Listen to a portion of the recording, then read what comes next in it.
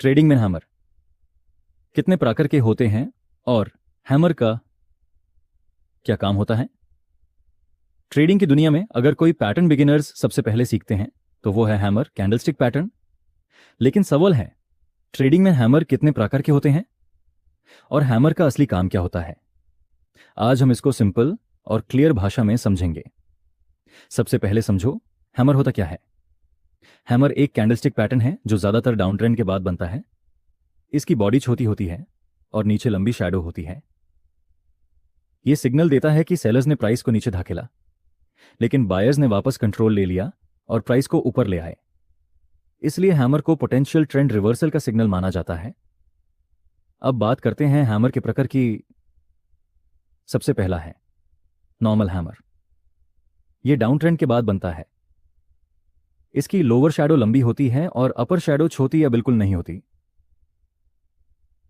इसका मतलब होता है कि मार्केट नीचे गया था, लेकिन बायर स्ट्रॉन्ग एंट्री लेकर आए। अगर नेक्स्ट कैंडल बुलिश क्लोज करें तो ट्रेंड रिवर्स हो सकता है। दूसरा है इन्वर्टेड हैमर। इसमें बॉडी नीचे होती है और ऊपर लंबी शैडो होती है। यह भी डाउन ट्रेंड के बाद बनता है। इसका मतलब है कि बायर्स ने प्राइस को ऊपर पुश किया, चाहे क्लोज नीचे हुआ हो। अगर नेक्स्ट कैंडल कंफर्मेशन दे दे तो अपवर्ड रिवर्सल का स्ट्रॉन्ग सिग्नल मिल सकता है। तीसरा है हैंगिंग मैन। यह हैमर जैसा दिखता है, लेकिन यह अप ट्रेंड के बाद बनता है। इसका मतलब होता है कि मार्केट ऊपर चल रहा था, लेकिन अचानक सेलिंग प्रेशर आया।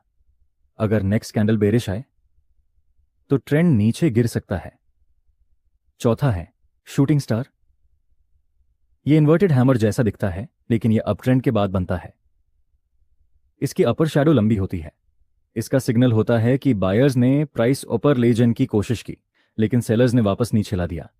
यह पोटेंशियल बेयरिश रिवर्सल का सिग्नल होता है। अब सबसे इंपॉर्टेंट सवाल, हैमर का काम क्या होता है?